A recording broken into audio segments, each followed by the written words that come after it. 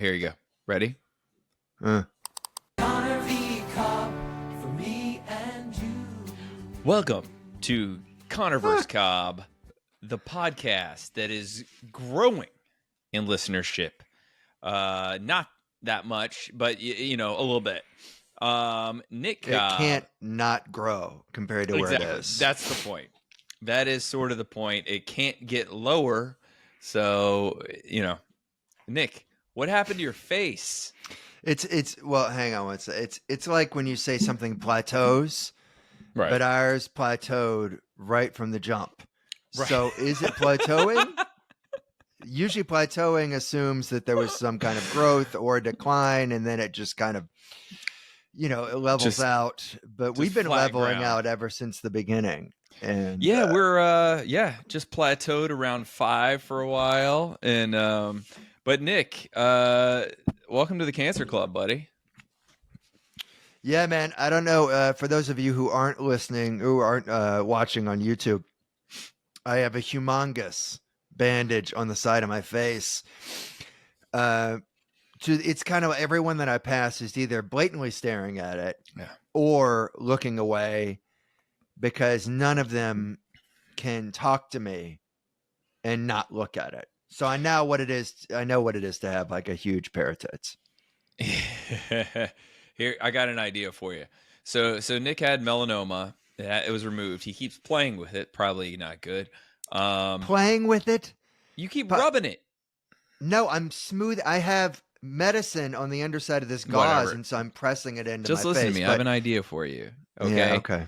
Mm-hmm. The space that was removed is about the size of a silver dollar. It's massive. Okay. Yes. He sent me photos of it deep, 4 times, and it needs to stop. But my proposal is, because no one wants scarring on the side of their face, and even though that this is a procedure with minimal scarring, as you can see, you can barely see it on my nose at all. I propose that the tramp stamp you had removed from your lower back, you put that exact thing on this spot, because it's about the same size. What do you think? I like it.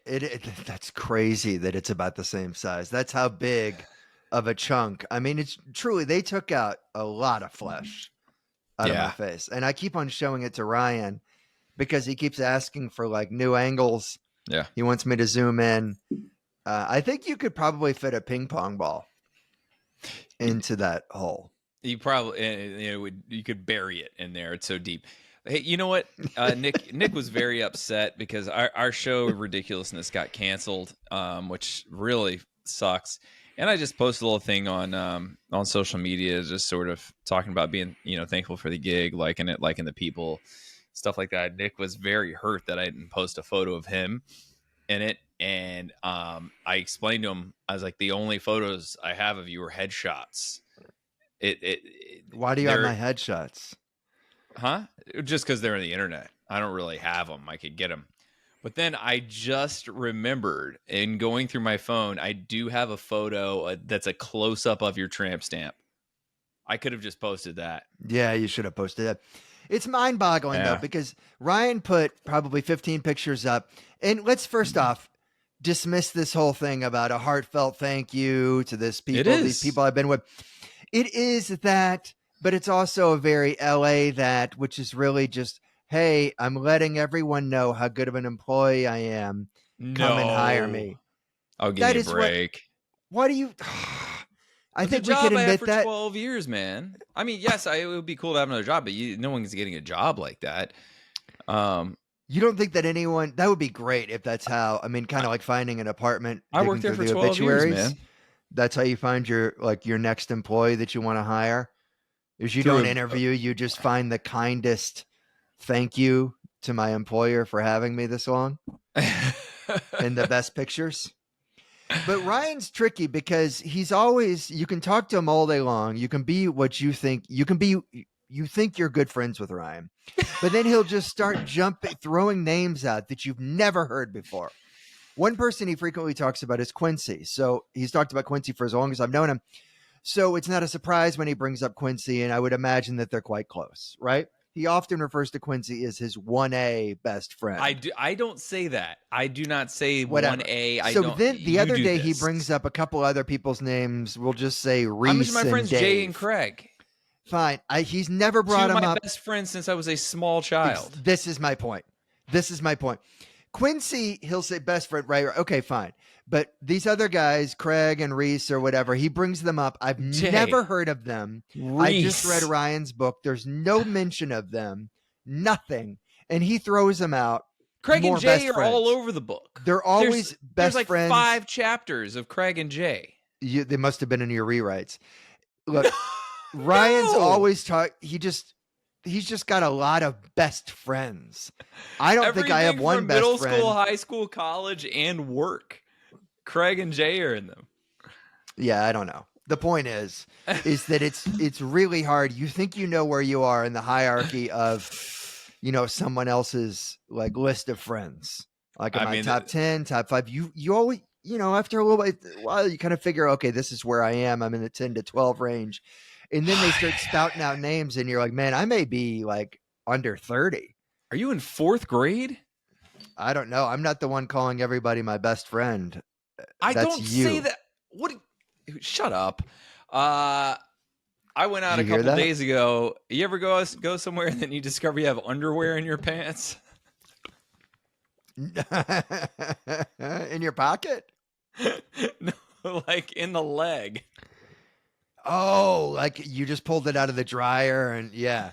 Or I just wore the pants before I took everything off in one go and then missed that there were underwear down one of the legs and I pulled them on. And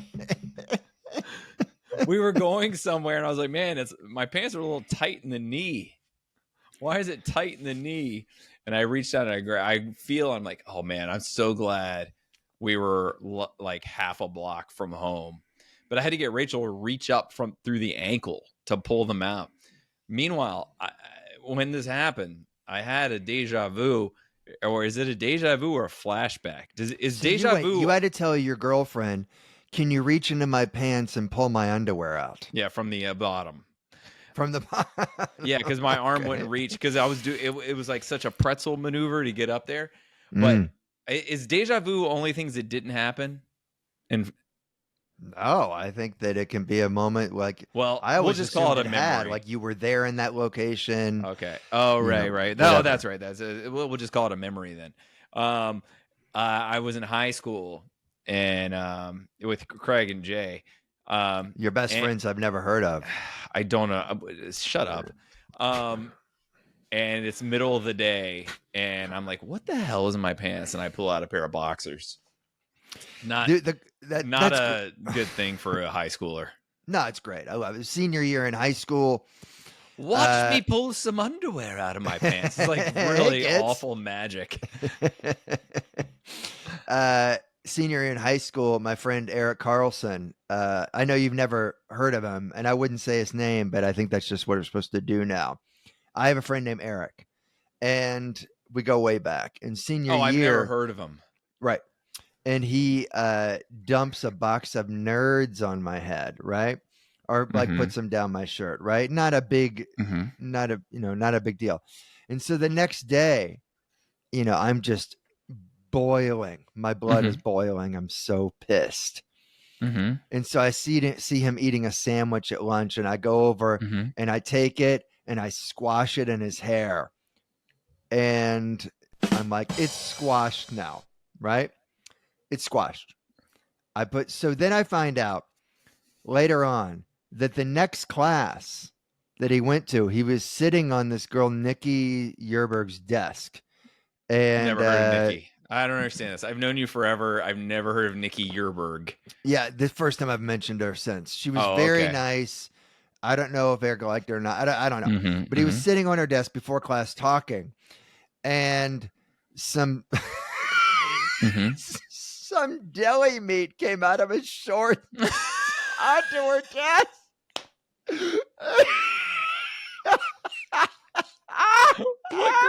What grade is this? This was senior year at high school. Where did the deli meat come from? Because I squished the sandwich in his hair. But this is I don't understand. How did it get in his shorts? What are you talking about? Exactly. But he's been very clear on this. The ham or the turkey, whatever, salami did not come out of the back of his shirt. It came out of his shorts onto her desk. I love it. So did he have his shirt tucked in and it like went down his shirt and then? I guess that mean it just seems like you would have gotten it out because you would have felt it on your back. What happened after that? I think she was just like, Eric, there's ham coming out of your shorts and it's on it's on my desk. I love those things where it only happens when you're a kid. Yeah. When in a vacuum, these confrontations that you have, like for example, with this, he comes storming up to me in the parking lot and starts yelling at me well before he gets to me, being like, ham fell out of my shorts onto Nikki Yerberg's desk. And it's just a beautiful part about like teenage years that it's like, yeah, everybody kind of understands what happened.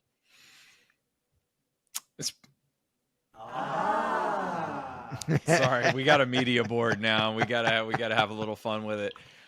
We went to a bar on November 1st, Saturday, day of the Dodgers winning the World Series, and we were also there the previous day on Halloween, and most people were in costumes that night. Maybe not most, but about half.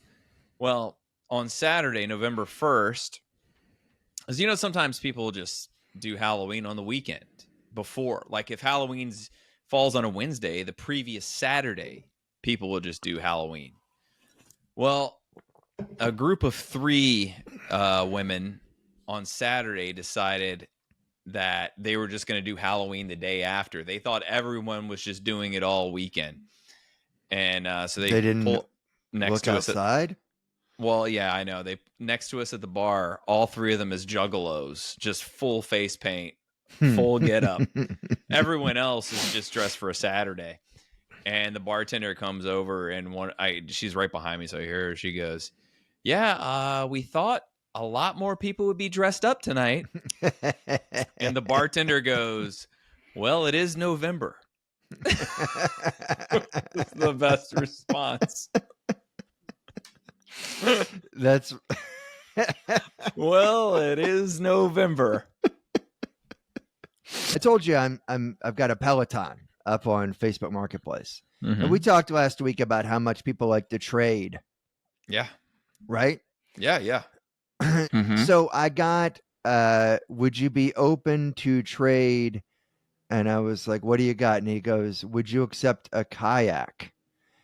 And I just don't know what to say back. It's like, I have no use for a kayak. I don't know. I mean, it's like, would you be willing to accept a coffin? Like, I don't know. It's not, if they said, would you be willing to accept 100 gallons of gas? Then you go, okay, I don't know where I'd keep it, but I can use that eventually.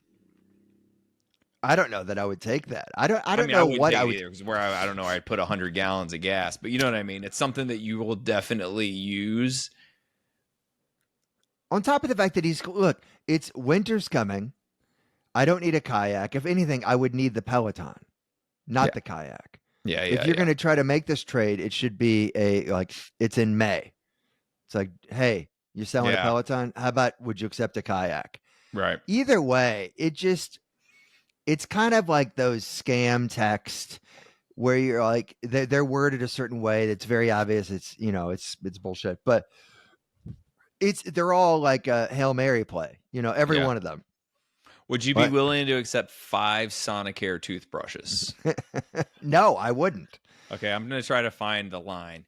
Would you be willing to accept full chainmail, head, arms, shoulders? Yep. You would. Okay. Yeah, I'd accept that. Yeah. Would you be willing to accept a gold necklace with a medallion in the middle that says "I'm him"? That and $50. Yeah. Okay. Yeah. Something else I wanted to tell you is that someone who runs like my son's swimming lessons has a side gig at Old Navy, one of my favorite places. And they quit. They quit the job. Uh-huh. And I asked what the problem was, what was the worst part about it. And her answer was politics. And I just Well, the Navy, the armed forces. like I guess there's politics in every occupation. Was there any elaboration? No, not really. I mean, look, this is a store where the last time I went in, one of the employees asked if I wanted to try on a shirt that had the Millennium Falcon on it. And I can't Yeah. what? You try it on? No, I'm not going to go into a look? dressing room. I'm not going to go into a dressing room to see if that shirt fits. Right.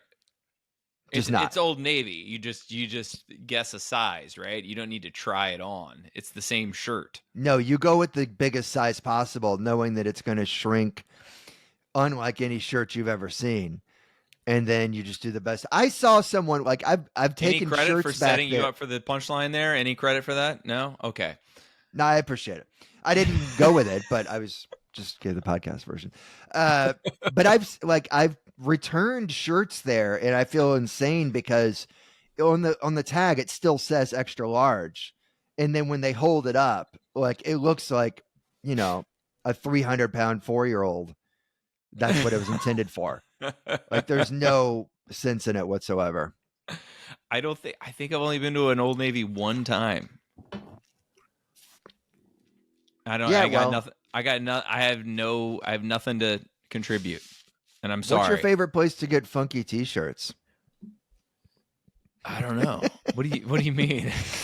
I don't know. A booker just got back to me. I was like, "Hey man, thanks for booking me with Harlan Williams." I got to open for Harlan Williams at a casino. I was like, "Thanks for booking me. I had a lot of fun." And he just goes, "No problem. You're welcome." Yeah. I'm like, really? That's it? Okay. It was not thankful enough. Didn't really. You wanted him to say you really lit up the stage. Yes. Okay. Yeah. Nick, Is that too much for me to ask? Nick, how about for the Peloton? Yeah. I give you a dozen deviled eggs every week for 3 months. I really like deviled eggs. Yeah, I know this is a tough one. I think a dozen deviled eggs every week for 3 months. That's really good. I would go, you give me 6 months and yes, but I'd be tired of the deviled eggs. Okay. Every other week's a deviled egg. The other week's is pumpkin pie. Yep. I would do it. You take it. You have to take that. If you don't take that, you're crazy. It just keeps on giving. Yeah. All year long or half a year. Yeah.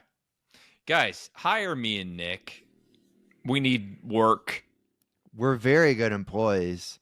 Just ask our old bosses. Yeah. Hey, I got a text from those guys. I mean, it meant a lot. Nick has the phone number of our bosses. That's right. Right. Very good employee. Nick, would you like Will to play they our answer me? conspiracy game? You guys ready for conspiracies? Yeah, I'm ready. All right, this is the jingle. We're going to be able to play it live here. This is the new jingle from Jingle Master Tony, who's been dormant for years. He's back with a confounding jingle. Do you want to know what it is? There are many types of monsters in this world. Stuck us all together. It is all around us. Even now, in this very room. Back then, science was real crude. Monsters who will not show themselves and who cause trouble. It is the world that has been pulled over your eyes to blind you from the truth. My roommate was a frog kid. Monsters who abduct children. You ever see a frog kid? Monsters who devour dreams. Monsters who always tell lies. All I'm offering is the truth, nothing more. Because in truth, I am that monster. All right, Jingle Master Tony's in his Kid A era. Really. I really enjoyed that a lot. It's very enjoyable. It's very outside the box. I love the line, the Lawrence Fishburne pulled the world over your eyes to shield you from the truth or whatever it is. What a great line. It's It great. doesn't really mean anything, really, but love it. All Lawrence right, Fishburne could say anything. I'm going to give you 3 conspiracy theories. I made up one of them. You're going to tell me which one I made up. I did it correctly this time. Usually I blow it severely. Sometimes they're all made up. Sometimes, I really mess it up usually. But this I got you last time, I believe. This one's correct. Yep. First conspiracy.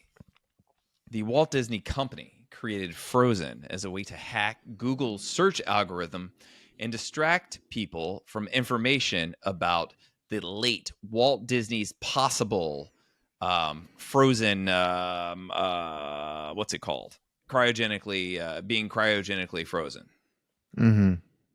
Okay. So that's one that people think Disney got tired of people Googling that and insinuating that he got frozen.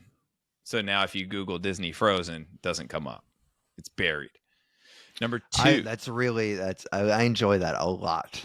Okay. Yeah. Number 2, no one has ever actually died of cancer. Cancer is a symptom of other underlying diseases which can be fatal. But no one has isn't ever that just semantics? So, like, are we saying so? It's a slight different. They've just decided to rename cancer to something else. I mean, I don't know. Okay. All right. Okay. Mm-hmm. Number 3, FDR knew about Pearl Harbor in advance and chose not to defend against it because it would allow him to get into World War II. Yeah. Okay. So, what exactly? Yeah, I'm trying to pick the one that you made up. Mm-hmm. Well, you certainly, the number 3 is absolutely real. It's a conspiracy theory that almost borders on just common knowledge. I mean, a lot of people believe that that's true. Yeah. A whole lot of people. Even though there is zero evidence, it makes no sense in any way whatsoever. But a lot of people do believe that. Absolutely. A lot of it's something that may very well have been discussed in my history classes, like just as kind of like out of the side of their mouth, like actually just some people think this. I don't think there's much, exactly what you just said. Yeah. A lot of people believe that about FDR. So the other thing about Frozen, I really like that. I'm going to say that is also a conspiracy theory and that you made up the one about cancer, but I'm probably wrong. God damn, you're good at this. Yeah, you got it right. Yeah. I thought the Frozen one was so insane that you would never get it. Well, it's a theory. It's a theory that you would write after the fact, right? So like Frozen comes out and then somebody puts it up on Reddit. Like it's like writing a joke backwards or like somebody trying to prove something backwards. So I think that's why I thought so. Do you want to start a conspiracy theory right now that Michael Jordan is actually Thai? Thai? Thailand. He's from Thailand. God, I wonder how long, if that has legs. Like, what do you have to support it? I got nothing. I got nothing. But you ever notice he's always eating mango sticky rice? No, I didn't. I mean, he's always. I love mango sticky rice. He's always eating it. Explain to me how he's not Thai. I saw him eating a spicy mango smoothie the other day. Tell me he's not from Thailand. Okay. I love a mango smoothie. I don't know why it'd have to be spicy. Okay, here's my first hypothetical. This is actually from Kai. Big shock. Would you? And it's perfect. And I think you and I will have different answers. Would you want the ability to guarantee that your favorite sports team will not suffer an injury or commit a single turnover as long as you're reading the Bible while they play? You can't watch or listen to the game live. You can recap it if you like. So it takes all the joy out. Wait a minute. If I watch the game after the fact, do I know what happened in advance? Well, you certainly know they didn't commit a turnover and there weren't any injuries because you were reading the Old Testament. Well, if an NBA team commits no turnovers, they win every game. You can't lose with if you don't commit turnovers. Basically, I mean, pretty much. NFL, it's going to work out for you most of the time. Favorite sports team, man. I don't know what that would look like in soccer. Like you have possession the It entire just can't time. happen. In soccer, I just assume it's invalid for soccer. Okay. You can't not turn the ball over. I don't know, man. 'Cause, I mean, I guess theoretically I could just read it during big games and then watch it after. But I had this thing where when There's no fun in that at all. I watched games after the fact, just recorded. I just don't want to know. No, Like, but to have to read the Bible for like 3 hours oh, right. Because you're waiting for the game. just to get that advantage. And what if you still lose? 3 hours is a lot for that. That's 15 minutes, and you're like, I need to go on a walk or something. That's tough because well, George Mason, when they won their Elite Eight game that brought them to the Final Four, I was coming home from the airport and I had to turn on my phone for just a second just to coordinate my ride. And right when I turned it on, I accidentally answered it from my friend Jim, who was watching the game at Mason, and everyone's going nuts. And he goes, "Are you seeing this?" And I was like, "Motherfucker!" So I went home. I watched the game. I knew that they won, but I was still nervous as hell that they were going to lose. Oh yeah, absolutely. I think that was the overtime game against UConn or something. What I say that just to say that like maybe it wouldn't be awful, as long as they make the playoffs. Then I just read it during the playoffs. Yeah. Side point. I think I do it. About the Bible, with the Grizz having the season that they're having, I probably would do it. Yeah, at least every few games, just so we wouldn't go on a long losing streak. No, I would skip bad years. I would only do it when they're in contention. Yeah, right, just to give them that edge. Yeah, exactly. I don't understand why. I mean, no one ever brings up all the mansplaining done in the Bible. I mean, it's really just a whole lot of mansplaining. If it were written by one person, it wouldn't be a big deal, but it's written by just a ton of different dudes. Mm-hmm. But nobody ever brings that up. What's the mansplaining aspect? I think what's the mansplaining aspect of anything? People will say a lot of things are mansplaining. I'm surprised they haven't said that about the Bible. I don't quite understand your point, but okay. I mean, I don't really understand what mansplaining is. I mean, I've tried to. Someone's asked me before to explain something, and I have, and then they said I mansplain. So it was like, when you got. I think it means to explain something in a condescending way, right? Yeah, but then it became. But it doesn't always. You could say that about someone explaining anything, like reading instructions for Jenga. Yeah. It can just be a man talking as well. Yes, it can be. Okay, would you rather have to announce every purchase you make out loud in front of the entire store as you're making them? Like you're scanning the products. Cantaloupe. Yes, exactly. Rice. Yes. Okay. Exactly. And you have like a little megaphone. Oh, a megaphone. No, I'm not doing this. Or have your entire search history be read when you enter into any room at all with people in it. Who wants to listen to that? I mean, that's not good for anybody. I don't know. I mean, I guess just the grocery one, just because it's less, it interferes with my life less because I enter a lot of rooms. It'd be very annoying. Yeah. Especially if you're getting like a couple $100 worth of groceries. That's a lot that you just turkey. Have to... Lunchables, yeah.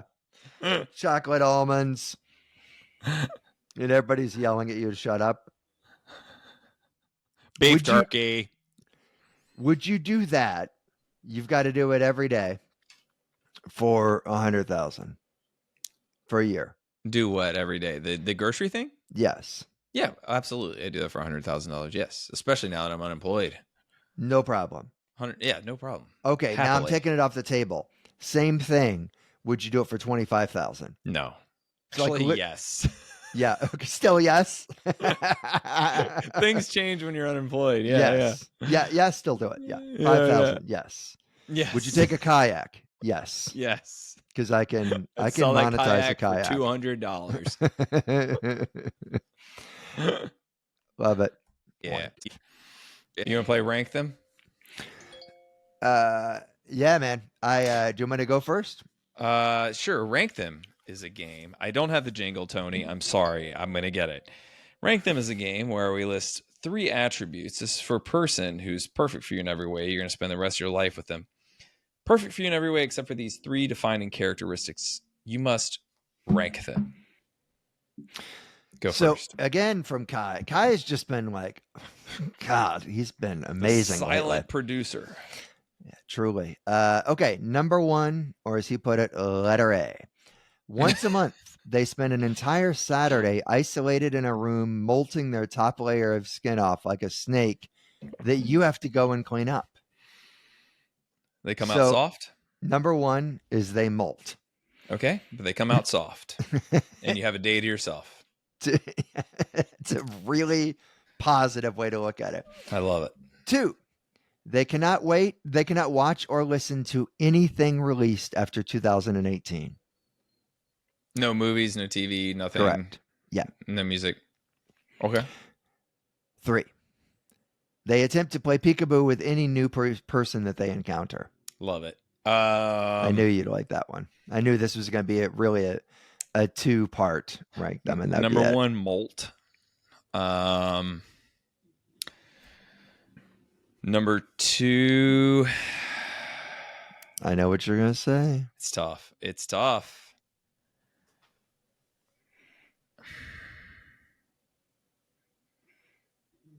There's a lot of old media to consume. But then again, it's 2025 right now. What about in 2050? I think that's the point. So we go. There's a lot of great movies. Maybe they're just kind of a historian. Yeah, we go peekaboo number 2. But here's the thing. Peekaboo is really weird now, but once you hit about 70, it becomes amazing again. You're like, you met that old lady who forces peekaboo on you? I'm going the same, man. No, I'm actually not, because Amy essentially already molts 1 day a month. Like, she just goes up to the bathroom and then comes out 5 or 6 hours later. She does a bunch of different like face peels. It's pretty much molting. Mm-hmm. So I would say peekaboo, then molting, and then watch or listen to anything released after 2018. Simply because I actually have no problem with it, other than it just may be kind of inconvenient. Yeah. The 2018 one, it's not terrible right now, but in 20 years, that will be a problem. But yeah. You know? When like, you want to watch gets Men in harder and Black harder again? to find this stuff. Okay. Sure.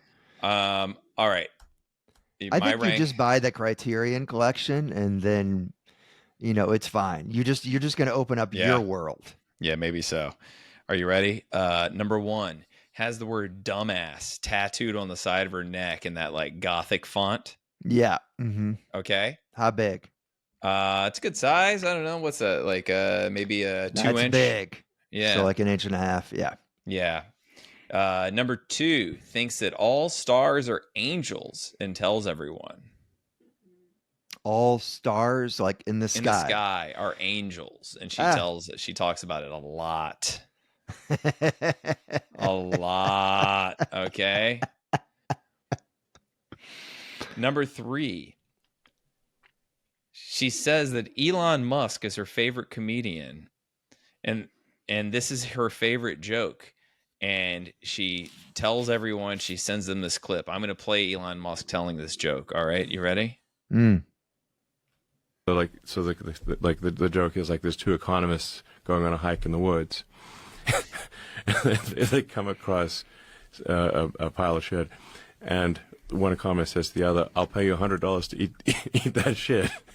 So the economist eats the shit, gets the $100. They keep walking. Then the other then they come across another pile of shit, and the other economist says, "Now I'll pay you $100 to eat the pile of shit." She's laughing out of control right now. So he pays the other economist $100 pile of shit. Then the way they say, "Look, wait a second, We both just ate a pile of shit, and we don't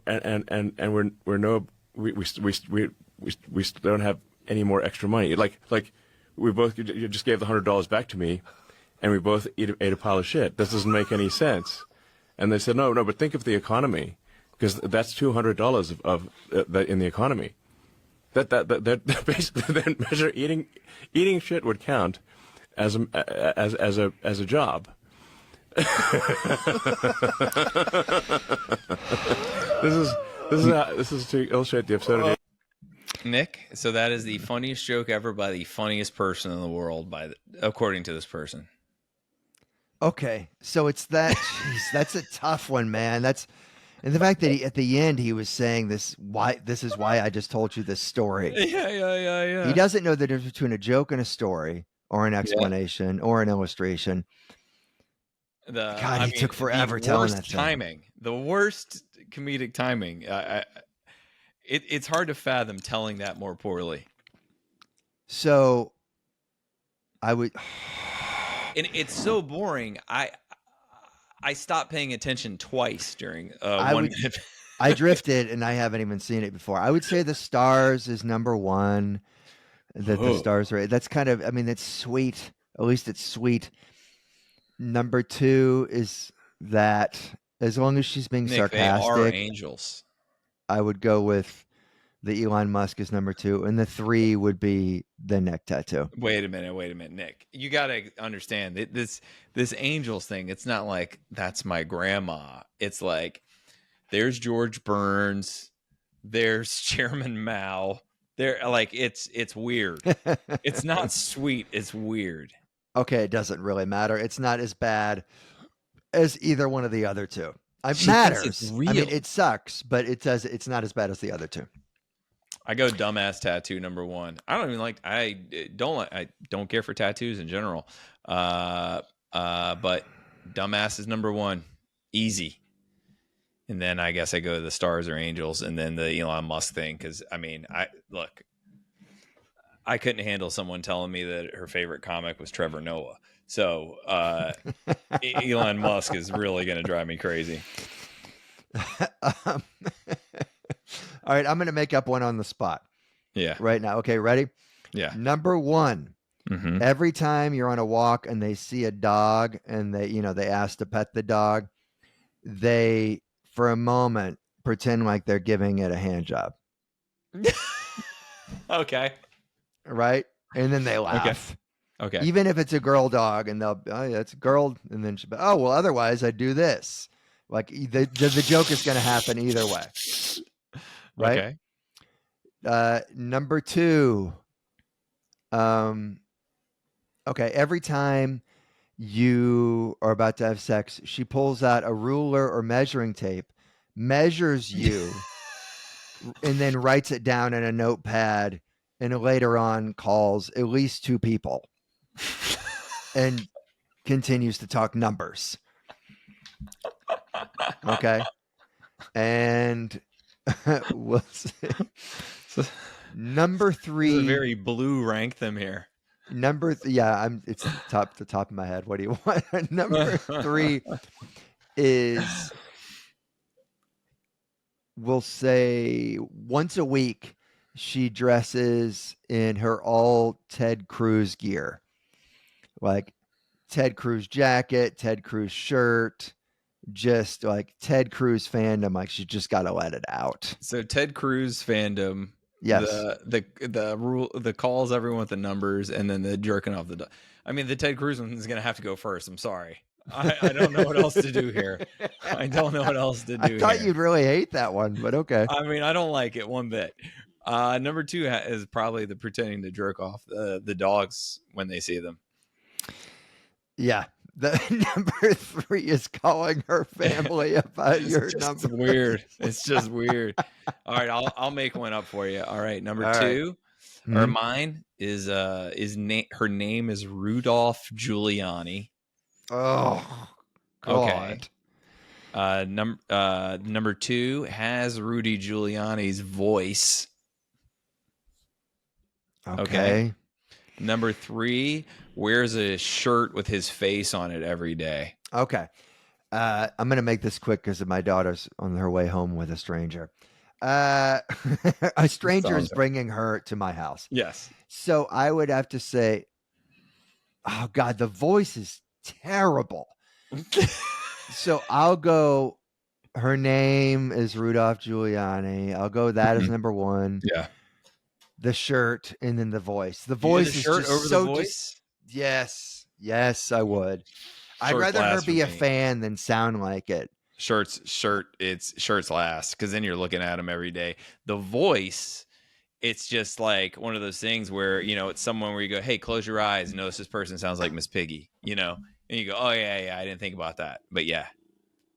I guess I'm still sticking with it though. The fact that you're intimate with this person and she sounds like And she's like, dogging on well, the the thing is, Democratic National Convention all the time. I just can't handle it. I just couldn't handle it. Republican, but okay. No, he used to go and dog on the dog. Oh, I thought you were saying he used to go and dog on the which whatever. I just couldn't handle it during quiet time.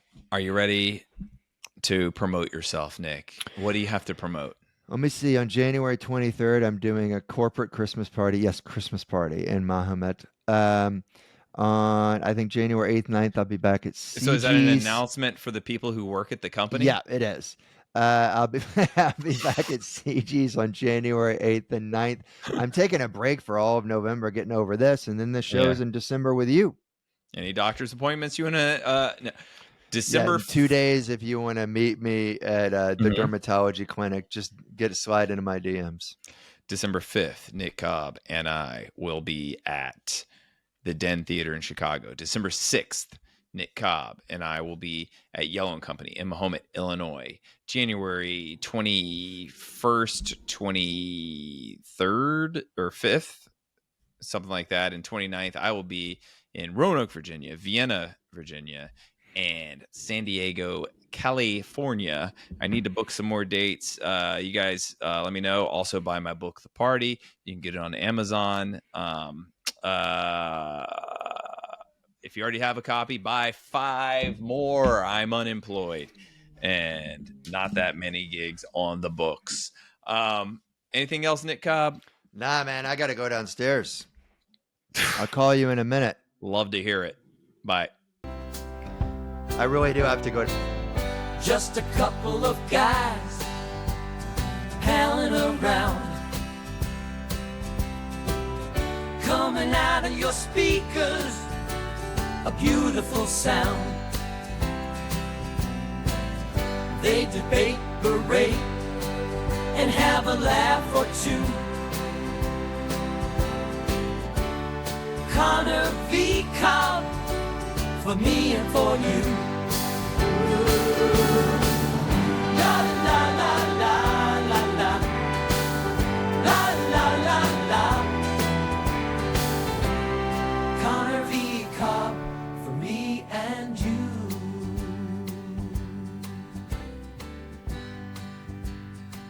Ryan and Nick. Nick and Ryan. The Scoundrels of the Hour.